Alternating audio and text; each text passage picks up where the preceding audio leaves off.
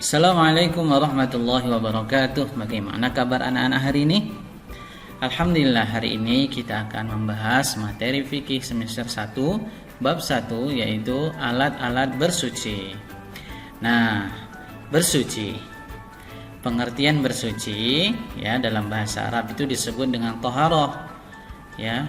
Kemudian istilah toharoh dari segi bahasa berarti membersihkan diri, pakaian, tempat ya, dan benda-benda lain dari najis dan hadas dengan tata cara yang ditentukan oleh syariat Islam. Jadi ada caranya ya. Perbedaan bersuci dan membersihkan. Nah, ini kita lihat perbedaannya. Kalau dia bersuci itu menyertakan niat, sedangkan kalau hanya membersihkan diri tidak perlu ada niatnya. Kemudian bertujuan untuk membersihkan sama. Nah, tata caranya diatur oleh syariat ya. Kalau bersuci itu tata caranya diatur oleh syariat Islam yang namanya dalam ketentuan fikih. Kalau membersihkan diri tidak ada ketentuannya. Silakan dibersihkan dari bagian mana saja, kotornya dan sebagainya. Kemudian persamaannya mengikuti pola hidup sehat. Karena bersuci dan membersihkan diri itu tentunya memiliki pola hidup sehat. Nah, semua perbuatan membersihkan ya bukanlah bersuci dalam pengertian fikih. Ya, jadi bersuci dapat dibedakan menjadi dua ya. Jadi setiap perbuatan membersihkan belum tentu bersuci. Ya, bersuci itu bersuci lahiriah dan bersuci batiniah. Apa sih itu bersuci lahiriah? Nah, bersuci lahiriah atau hisyah yaitu meliputi kegiatan bersuci dari najis dan hadas. Bersuci dari najis ya kita berusaha membersihkan segala bentuk kotoran yang melekat pada badan atau yang ditempati. Jadi najis-najis yang ada di dalam yang ada melekat di diri kita atau pada tempat kita, nah itu dibersihkan. Ya, kata caranya dibasuh gitu ya. Kemudian bersuci dari hadas adalah menghilangkan atau membersihkan hadas dengan cara berwudu atau mandi. Nah, tidak ada cara lain dalam membersihkan hadas kecuali dengan berwudu atau mandi. Ya. Walau nanti ketika kita menemukan suatu kasus misalnya tidak ada air di mana-mana, ya. Nah, kita bisa menggunakan dengan tayamum. Cuman ketika menemukan air langsung kita bersuci dengan mandi ya. Nah, anak-anak semuanya. Kemudian ada bersuci batiniah. Bersuci batiniah adalah membersihkan jiwa dari kotoran batin berupa dosa dan perbuatan maksiat, syirik, takabur, hasud, dendam, nifak dan riya. Nah, itu kita bersihkan di dalam hati kita sehingga jiwa kita, hati kita menjadi bersih, terhindar dari sifat-sifat tercela ya. Nah, kesimpulannya adalah bersuci sudah pasti menyertakan perbuatan membersihkan diri, tetapi membersihkan diri belum tentu termasuk bagian dari bersuci itu ya. Jadi kalau kita sudah bersuci pasti sudah membersihkan diri. Kalau membersihkan diri belum tentu dia termasuk bersuci. Nah, anak-anak semuanya, apa sih Pak dasar hukum bersuci? Ya, di sini ada dalam surah Al-Baqarah ayat 222 atau ayat 108 dan masih banyak ayat-ayat yang lain ya. Nah, salah satunya di sini disebutkan innallaha yuhibbut tawwabina wa yuhibbul mutatahhirin. Sungguh Allah menyukai orang yang taubat dan menyukai orang yang mensucikan diri. Kemudian at-taubah fihi rijalun yuhibbuna an yatatahharu wallahu yuhibbul mutahhirin. Di dalamnya ada orang-orang yang ingin membersihkan diri. Allah menyukai orang-orang yang bersih. Kalau kita ingin dicintai oleh Allah, kita harus menjadi orang-orang yang bersih. Bersih badan kita, bersih tempat kita, bersih hati kita. Kemudian surah Al-Maidah ayat 6.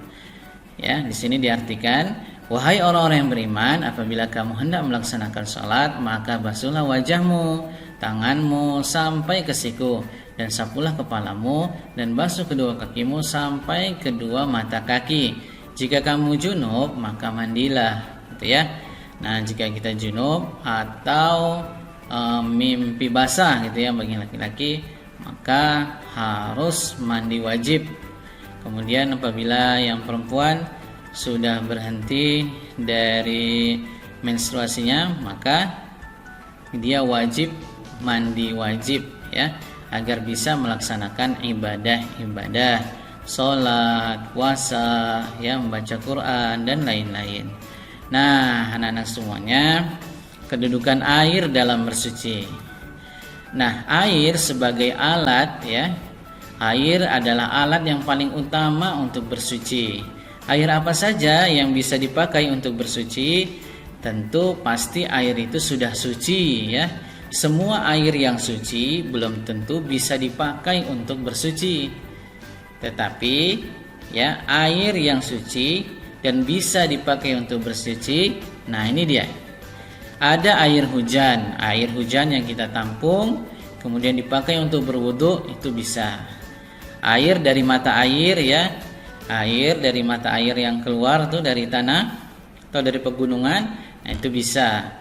Kemudian air sungai, air yang mengalir, itu bisa dipakai untuk bersuci, berwudu, untuk mandi wajib, bisa ya. Air laut, nah air laut juga bisa. Walaupun asin, tapi air laut juga bisa dipakai untuk bersuci. Karena apa? Tahuru ma'uhu wahil maitatuhu. Air laut itu suci airnya, dan bangkai yang di dalamnya atau hewan yang di dalamnya itu halal ya. Kemudian air sumur. Nah, air sumur itu bisa untuk bersuci ya. Air es atau salju. Misalnya kalian nanti berada di luar negeri dan ada di sana musim salju, nah itu juga bisa dipakai untuk berwudu, untuk bersuci ya. Kemudian air embun. Air embun itu mana, Pak? Air yang ketika di pagi hari dia tuh lengket di dedaunan gitu ya, yang berada di atas dedaunan. Nah, itu bisa dipakai untuk bersuci. Caranya kalian tempelkan saja tangan kalian di sana, kemudian basah, dibasuh muka ya. Kemudian tempelkan lagi, basah, dibasuh tangan gitu ya. Itu ya anak-anak semuanya. Nah, kemudian secara garis besar alat yang dapat digunakan untuk thaharah ada dua macam. Yang pertama air dan benda-benda selain air. Tentunya pastinya yaitu benda-benda padat ya.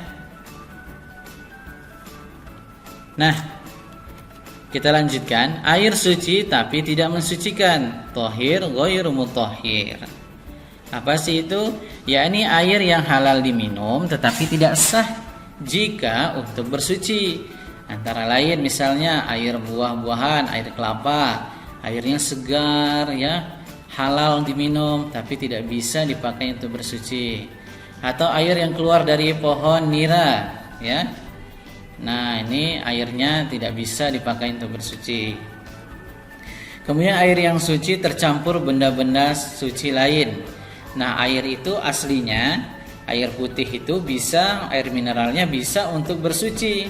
Tapi karena dia sudah tercampur teh, sudah dibuat kopi, sudah dibuat Thai tea, sudah dibuat Milo dan sebagainya, nah maka dia hanya bisa untuk diminum, tidak bisa untuk bersuci, gitu ya. Paham ya anak-anak semuanya? Alhamdulillah. Nah, kemudian air mutanajis. Ya, air mutanajis yaitu air yang terkena najis. Air mutanajis itu air yang terkena najis. Air ini tidak halal untuk diminum dan tidak sah apabila digunakan untuk bersuci. Ingat ya, air mutanajis itu tidak halal diminum dan tidak sah digunakan untuk bersuci. Contoh misalnya air yang sudah berubah warna, berubah bau dan rasanya karena terkena najis. Misalnya ada air di bak gitu ya. Kemudian air tersebut sudah terdapat bangkai tikus misalnya di dalam, sehingga baunya sudah berubah, bau bangkai.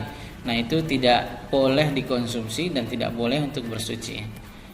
Kemudian air yang belum berubah warna, bau dan rasanya. Nah, air itu warnanya nggak berubah, kemudian baunya tidak berubah, rasanya tetap, tetapi jumlah airnya sedikit, kurang dari 2 kula atau sekitar 216 liter ya. Misalnya ada air ya kurang lah dari 216 liter di dalam tong misalnya. Nah itu tidak bisa untuk bersuci ya. Nah sekarang air mustakmal. Apa sih itu air mustakmal? Ya, yaitu air yang sedikit ukurannya atau kurang dari 2 kula dan bekas pakai telah digunakan untuk bersuci. Walaupun tidak berubah warnanya, air ini tidak boleh digunakan untuk bersuci karena dikhawatirkan sudah terkena kotoran atau najis yang dapat mengganggu kesehatan. Nah, air ini sudah digunakan, tetapi jumlahnya tidak sampai 2 kula atau 216 liter, maka tidak boleh digunakan untuk bersuci ya. Nah, ini dia ada tabel konversi ya, satuan untuk 2 kula ya. Kalau kilo itu sekitar 195 kiloan ya. Kalau liter ya sekitar 216 atau sampai 270 liter. Kalau hasta ya itu seperti ini ya.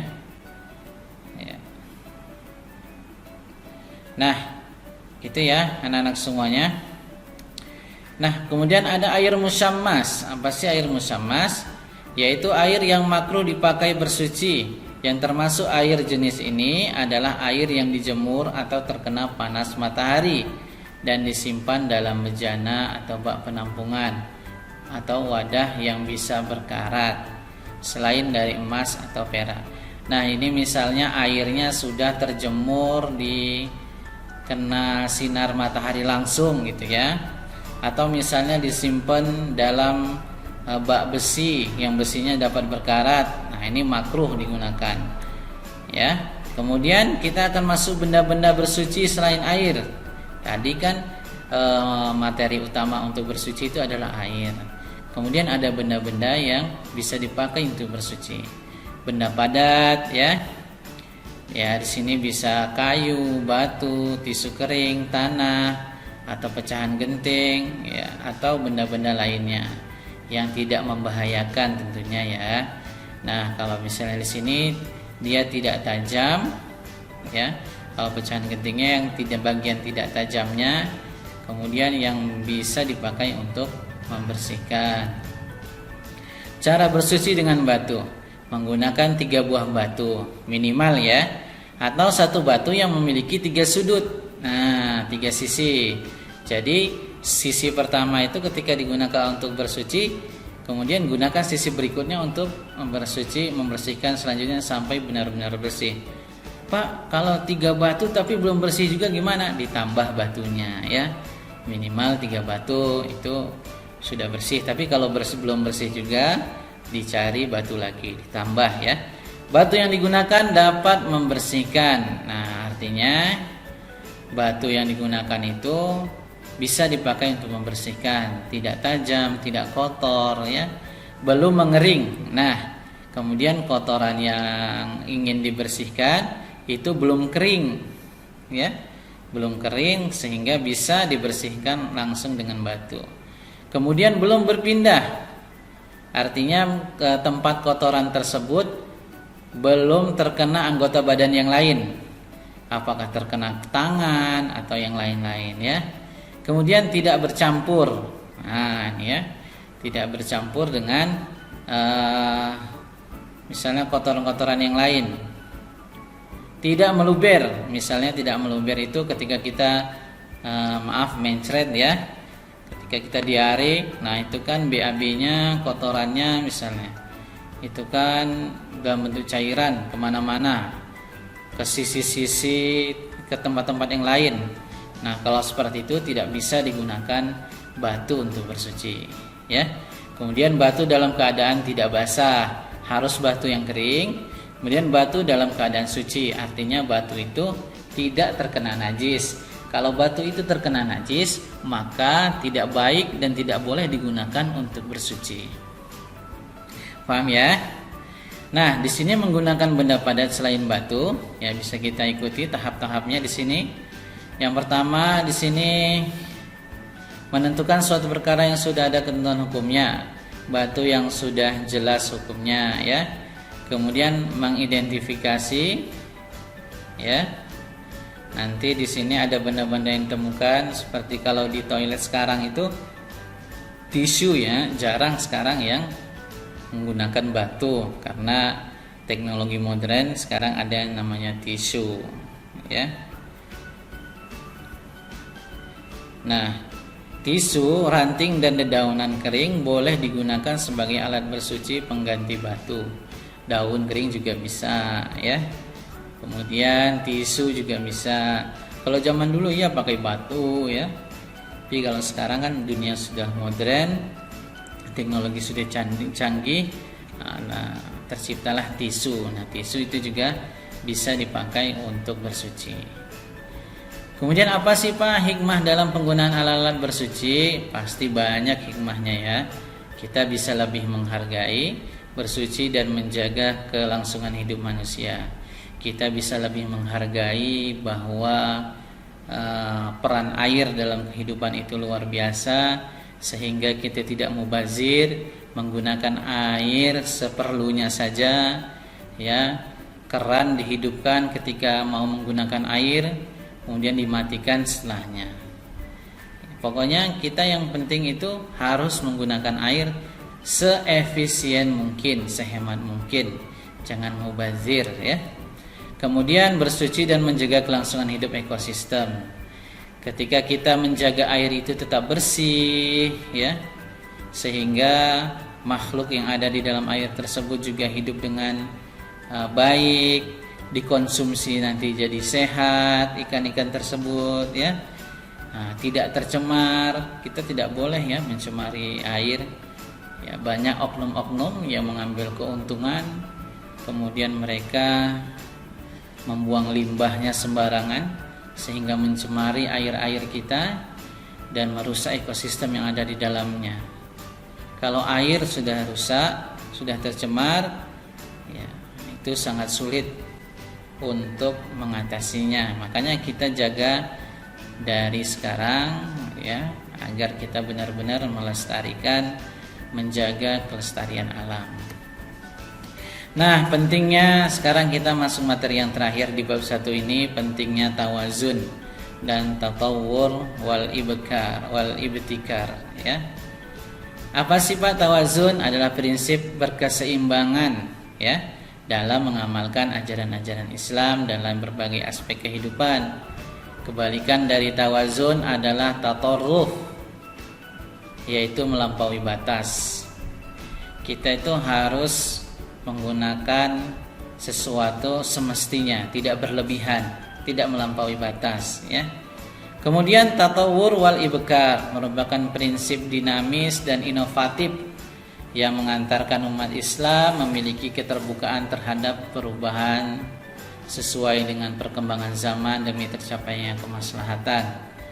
Ya, misalnya prinsipnya di sini menjadi kita, ya, akan menjadikan kita selalu bersikap positif terhadap setiap bentuk perubahan. Karena itu sebagian-bagian dari sunnatullah.